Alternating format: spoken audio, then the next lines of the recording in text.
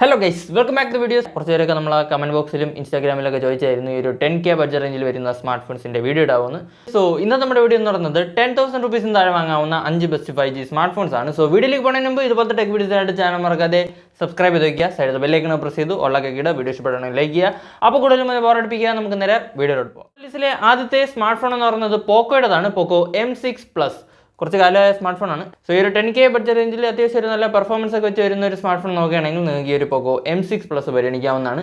അപ്പോൾ പെട്ടെന്ന് തന്നെ നമുക്ക് ഇതിൻ്റെ സ്പെസിഫിക്കേഷനും കൂടെ ഒന്ന് പെട്ടെന്ന് പറയാം. ഡിസ്പ്ലേയിലേക്ക് വരുമ്പോൾ 120 Hz full HD plus IPS LCD display ആണ് കൊടുത്തിരിക്കുന്നത്. 515 Hz ബ്രൈറ്റ്നസ് ആണ്.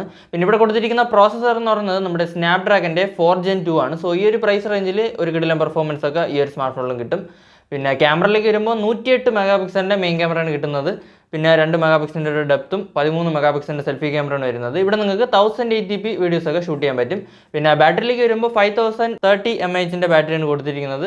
33 വാട്ട്സിൻ്റെ ചാർജിങ് ആണ്. പിന്നെ സൈഡ് മൗണ്ടഡ് ഫിംഗർ പ്രിന്റ് സെൻസറൊക്കെ കിട്ടുന്നുണ്ട്. അപ്പോൾ നേരത്തെ പറഞ്ഞ പോലെ ഈ ഒരു പ്രൈസ് റേഞ്ചിൽ അത്യാവശ്യം ഒരു ബെസ്റ്റ് ഓൾറൗണ്ടർ സ്മാർട്ട് ഫോൺ നോക്കുന്നവർക്ക് ഈ ഒരു പോക്കോ M6 പരിഗണിക്കാവുന്നതാണ്. സോ ഈ ഒരു സാധനത്തിൻ്റെ 8+ 128GB ROM വേരിയന്റ് 9999 ആണ് വരുന്നത്. പിന്നെ നിങ്ങൾക്ക് ബാങ്ക് ഓഫേഴ്സ് ഒക്കെ ആഡ് ചെയ്തുകൊണ്ട് ഈ ഒരു സാധനം 9499 രൂപ വരെയൊക്കെ വാങ്ങാവുന്നതാണ്.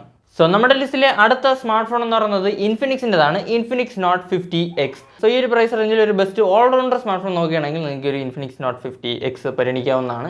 ഈ ഒരു പ്രൈസ് റേഞ്ചിൽ അത്യാവശ്യം ഒരു നല്ല പെർഫോമൻസും നല്ലൊരു ക്യാമറ ക്വാളിറ്റിയും വീഡിയോ ക്വാളിറ്റിയൊക്കെ വെച്ച് വരുന്ന ഒരു സ്മാർട്ട് ഫോണാണ്. അപ്പോൾ പെട്ടെന്ന് തന്നെ നമുക്ക് ഇതിൻ്റെ സ്പെസിഫിക്കേഷനിലേക്ക് പോകാൻ. ഡിസ്പ്ലേയിലേക്ക് വരുമ്പോൾ 6.67 ഇഞ്ചസിൻ്റെ HD plus IPS LCD display ആണ് കിട്ടുന്നത്.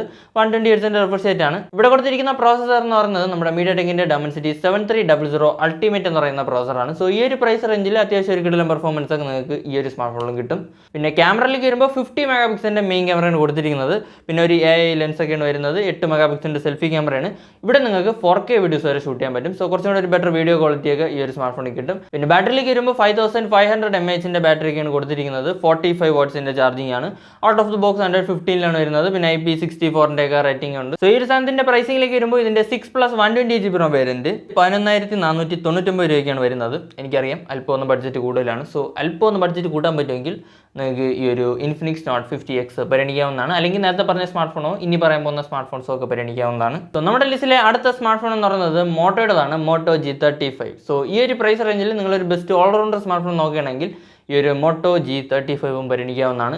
അത്യാവശ്യം കുഴപ്പമില്ലാത്തൊരു പെർഫോമൻസും നല്ലൊരു ക്യാമറ ക്വാളിറ്റിയും വീഡിയോ ക്വാളിറ്റിയൊക്കെ വെച്ച് വരുന്ന ഒരു സ്മാർട്ട് ഫോണാണ്. അപ്പോൾ പെട്ടെന്ന് തന്നെ നമുക്ക് ഇതിൻ്റെ സ്പെസിഫിക്കേഷനിലേക്ക് പോകാൻ. ഡിസ്പ്ലേയിലേക്ക് വരുമ്പോൾ 120 Hz full HD plus LTPS LCD display ആണ് കൊടുത്തിരിക്കുന്നത്. ഇവിടെ കൊടുത്തിരിക്കുന്ന പ്രോസസർ എന്ന് പറയുന്നത് നമ്മുടെ യൂണിസോക് T760 എന്ന് പറയുന്ന പ്രോസറാണ്. സോ ഈ ഒരു പ്രൈസ് റേഞ്ചിൽ അത്യാവശ്യം കുഴപ്പമില്ലാത്തൊരു പെർഫോമൻസ് ഒക്കെ ഈ സ്ഥാനത്തേക്ക് കിട്ടും. പിന്നെ ക്യാമറയിലേക്ക് വരുമ്പോൾ 50 മെഗാപിക്സലിൻ്റെ മെയിൻ ക്യാമറയാണ് കൊടുത്തിരിക്കുന്നത്. 8 മെഗാപിക്സലിൻ്റെ ഒരു ക്യാമറയും പിന്നെ 16 മെഗാപിക്സലിൻ്റെ സെൽഫി ക്യാമറയാണ് വരുന്നത്. ഇവിടെ നിങ്ങൾക്ക് മാക്സിമം 4K വീഡിയോസ് 30 FPS വരെ ഷൂട്ട് ചെയ്യാൻ പറ്റും. സോ ഒരു ബെസ്റ്റ് വീഡിയോ ക്വാളിറ്റിയും ഈ ഒരു സാധനത്തിൽ കിട്ടും. പിന്നെ ബാറ്ററിയിലേക്ക് വരുമ്പോൾ 5000 mAh ബാറ്ററിയാണ് കൊടുത്തിരിക്കുന്നത്. 18 വാട്ട്സിൻ്റെ ചാർജിങ് ആണ്. ഔട്ട് ഓഫ് ദി ബോക്സ് 114 വരുന്നത്. സോ നേരത്തെ പറഞ്ഞാൽ ഈ ഒരു പ്രൈസ് റേഞ്ചിൽ ഒരു ബെസ്റ്റ് ഓൾറൗണ്ടർ സ്മാർട്ട് ഫോൺ നോക്കുകയാണെങ്കിൽ ഈ ഒരു സാധനം പരിഗണിക്കാവുന്നതാണ്. സോ ഈ ഒരു സാധനത്തിന്റെ 6+ 128GB ROM വേരിയന്റ് 9999 ആണ് വരുന്നത്. പിന്നെ ബാങ്ക് ഓഫേഴ്സ് ഒക്കെ ആഡ് ചെയ്തുകൊണ്ട് നിങ്ങൾക്ക് ഈ ഒരു സാധനം 9499 രൂപയ്ക്കൊക്കെ വാങ്ങാവുന്നതാണ്. സോ നമ്മുടെ ലിസ്റ്റിലെ അടുത്ത സ്മാർട്ട് ഫോൺ എന്ന് പറയുന്നത് വിവോയുടേതാണ്. Vivo T4 Lite. സോ ഈ ഒരു പ്രൈസ് റേഞ്ചിൽ അത്യാവശ്യം ഒരു നല്ല പെർഫോമൻസിലൊക്കെ വെച്ച് വരുന്ന ഒരു സ്മാർട്ട് ഫോൺ, അത്യാവശ്യം ഒരു നല്ല ക്യാമറ ക്വാളിറ്റിയും വീഡിയോ ക്വാളിറ്റിയൊക്കെ വെച്ച് വരുന്ന ഒരു സ്മാർട്ട് ഫോൺ, അങ്ങനെയൊക്കെ നോക്കുകയാണെങ്കിൽ നിങ്ങൾക്ക് ഈ ഒരു വിവോ T4 Liteഉം പരിഗണിക്കാവുന്നതാണ്. അപ്പോൾ പെട്ടെന്ന് തന്നെ നമുക്ക് ഇതിൻ്റെ സ്പെസിഫിക്കേഷനിലേക്ക് പോകാൻ. ഡിസ്പ്ലേയിലേക്ക് വരുമ്പോൾ 6.74 ഇഞ്ചസിൻ്റെ HD plus IPS LCD display ആണ് കൊടുത്തിരിക്കുന്നത്.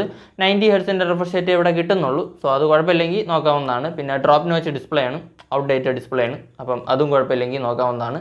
പിന്നെ ഇവിടെ കൊടുത്തിരിക്കുന്ന പ്രോസസർ എന്ന് പറയുന്നത് നമ്മുടെ MediaTekന്റെ Dimensity 6300 ആണ്. സോ ഈ ഒരു പ്രൈസ് റേഞ്ചിൽ അത്യാവശ്യം ഒരു കിടിലൻ പെർഫോമൻസ് ഒക്കെ നിങ്ങൾക്ക് ഈ ഒരു സ്മാർട്ട് ഫോണിലും കിട്ടും. പിന്നെ ക്യാമറയിലേക്ക് വരുമ്പോൾ 50 മെഗാപിക്സലിൻ്റെ മെയിൻ ക്യാമറയൊക്കെയാണ് കൊടുത്തിരിക്കുന്നത്. ഒരു 2 മെഗാപിക്സലിൻ്റെ ഒരു ഡെപ്തും 5 മെഗാപിക്സലിൻ്റെ സെൽഫി ക്യാമറയൊക്കെയാണ് വരുന്നത്. ഇവിടെ നിങ്ങൾക്ക് മാക്സിമം 1080p 30 FPS വരെയൊക്കെ ഷൂട്ട് ചെയ്യാൻ പറ്റും. 4K കിട്ടൂല. പിന്നെ ബാറ്ററിയിലേക്ക് വരുമ്പോൾ 6000 mAh ഒരു EM ബാറ്ററിയാണ് കൊടുത്തിരിക്കുന്നത്. 15 വാട്ട്സിൻ്റെ ചാർജിങ് ആണ്. ഔട്ട് ഓഫ് ദി ബോക്സ് 115 വരുന്നത്. IP64 റേറ്റിംഗ് ആണ്. Side mounted finger print sensor ഒക്കെ കിട്ടുന്നുണ്ട്. LPDDR4Xഉം UFS 2.2 ആണ് വരുന്നത്. സോ നേരത്തെ പറഞ്ഞ പോലെ ഈ ഒരു പ്രൈസ് റേഞ്ചിൽ ഒരു ബെസ്റ്റ് വിവോയുടെ ഒരു സ്മാർട്ട് ഫോൺ നോക്കുകയാണെങ്കിൽ നിങ്ങൾക്ക് ഈ ഒരു വിവോ T4 Lite പരിഗണിക്കാവുന്നതാണ്.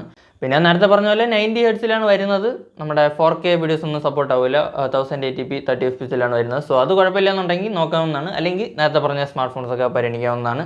സോ ഈ ഒരു സാധനത്തിൻ്റെയും 4+ 128GB ROM വേരിയന്റ് 9999 ആണ് വരുന്നത്. പിന്നെ നിങ്ങൾക്ക് ബാങ്ക് ഓഫേഴ്സ് ഒക്കെ ആഡ് ചെയ്തുകൊണ്ട് നേരത്തെ പറഞ്ഞ പോലെ തന്നെ 9499 രൂപയ്ക്കൊക്കെ വാങ്ങാവുന്നതാണ്.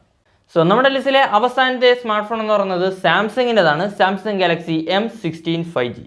അത്യാവശ്യം ഒരു നല്ല പെർഫോമൻസും നല്ലൊരു ക്യാമറ ക്വാളിറ്റി ഒക്കെ വെച്ച് വരുന്ന ഒരു സാംസങ്ങിൻ്റെ സ്മാർട്ട് ഫോൺ നോക്കുകയാണെങ്കിൽ ഈ ഒരു സാംസങ് ഗാലക്സി M16 5G പരിഗണിക്കാവുന്നതാണ്. അപ്പോൾ ഇവിടെ തന്നെ നമുക്ക് ഇതിൻ്റെ സ്പെസിഫിക്കേഷനിലേക്ക് പോകാൻ ഡിസ്പ്ലേയിലേക്ക് വരുമ്പോൾ 6.7 ഇഞ്ചസിൻ്റെ full HD plus super AMOLED display ആണ് കൊടുത്തിരിക്കുന്നത്. ഇവിടെയും 90 ഹെർട്സിൻ്റെ റിഫ്രഷ് റേറ്റേ കിട്ടുന്നുള്ളൂ. അപ്പോൾ അത് കുഴപ്പമില്ലെങ്കിൽ നോക്കാവുന്നതാണ്. ഔട്ട്ഡേറ്റഡ് ഡിസ്പ്ലേ ആയ ഡ്രോപ്പ് നോച്ചാണ്. ഇവിടെ കൊടുത്തിരിക്കുന്ന പ്രോസസ്സർ എന്ന് പറയുന്നത് നമ്മുടെ മീഡിയടെക്കിൻ്റെ Dimensity 6300 ആണ്. നേരത്തെ പറഞ്ഞ വിവോ T4 Lite ഇല്ല അതേ പ്രോസസ്സർ. സോ ഈ ഒരു പ്രൈസ് റേഞ്ചിൽ അത്യാവശ്യം ഒരു നല്ല പെർഫോമൻസ് നിങ്ങൾക്ക് ഈ ഒരു സാംസങ് ഗാലക്സി M16ലും കിട്ടും. പിന്നെ ക്യാമറയിലേക്ക് വരുമ്പോൾ 50 മെഗാ പിക്സലിൻ്റെ മെയിൻ ക്യാമറയാണ് കൊടുത്തിരിക്കുന്നത്. 5 mega pixel plus 2 mega pixel എന്നുള്ള രീതിയിലാണ് ബാക്കി അറേഞ്ച്മെൻറ്റ്സ്.